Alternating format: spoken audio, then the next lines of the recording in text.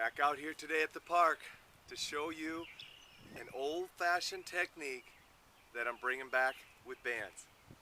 Yeah, the old isometric hold stabilization stuff that we used to do way back when, well, it's starting to come back. Yeah, you see a lot of information now out on isometric holds and the importance of it. I think the biggest importance about an isometric hold is this. It works on our stabilization factor.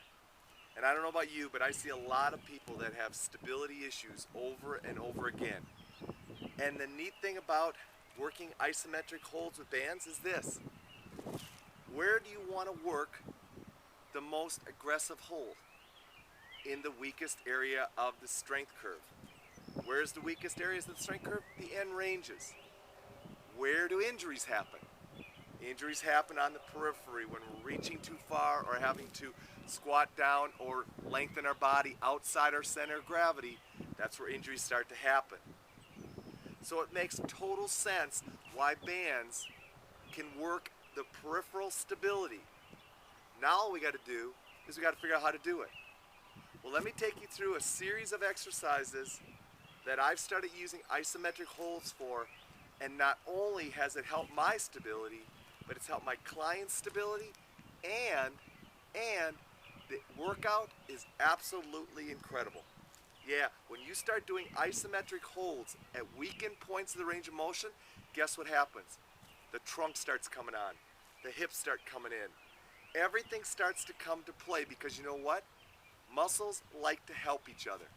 And when they help each other, they come to bat for each other. They've got each other's back. Well, when you put a muscle in a position of weakness and make it hold, all its friends come to help it out. That's why the trunk, the hips, and all the core stability muscles come after it. Let me show you what I mean. One of the favorite exercises right here is just standing isometric overhead press. So you lock it out, hold, set, tighten it up, control it back down, back up, lock it out there. That's where you want to lock it. Hold it there. Hold it there strong. If you want to add something with that while you're holding it, an overhead squat is a nice exercise to add into it. But you know what the key is? Lock out the shoulder girdle and hold it there. Great way to go ahead and work shoulder stability and scapular stability. Another exercise, rowing. Hook it here, pull and hold. Not only is that going to create your shoulder blades that have to work harder, but now if you lock it in and hold, man, I am working hip stability on my opposite side. The lower I go,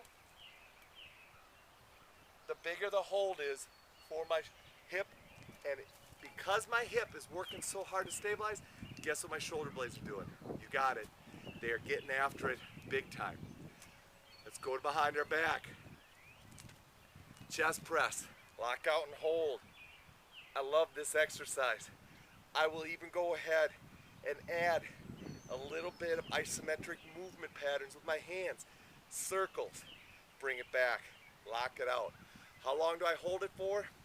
It's your choice. I like 5 to 6 seconds. Reset, go again and hold. Tighten things up. Get yourself in a squat position, hold. Standing position, wide, narrow, doesn't matter, just hold it there.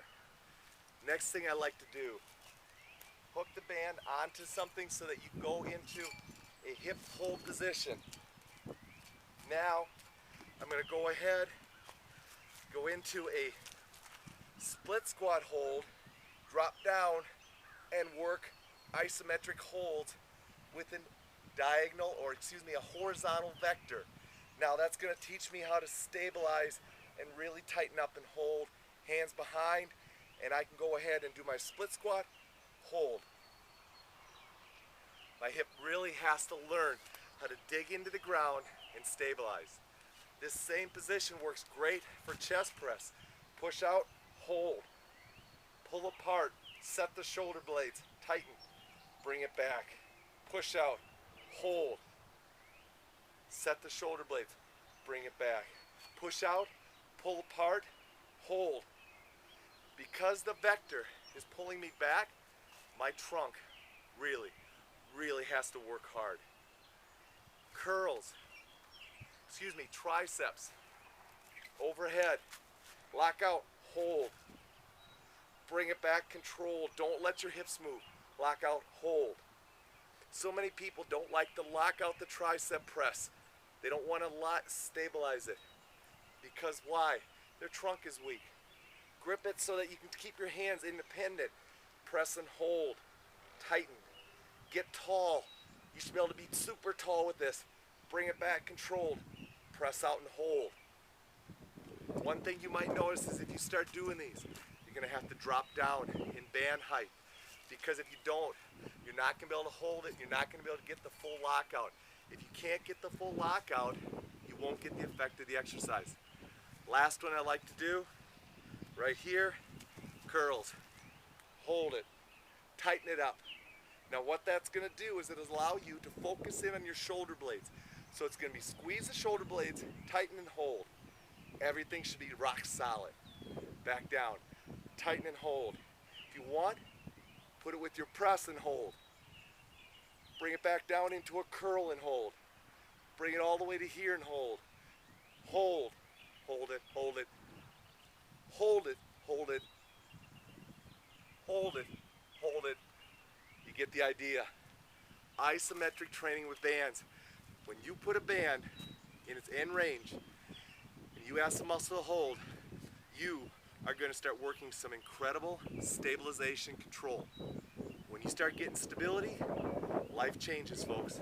Things get better, you get quicker, you get lighter in your feet, your joints like you, because now why?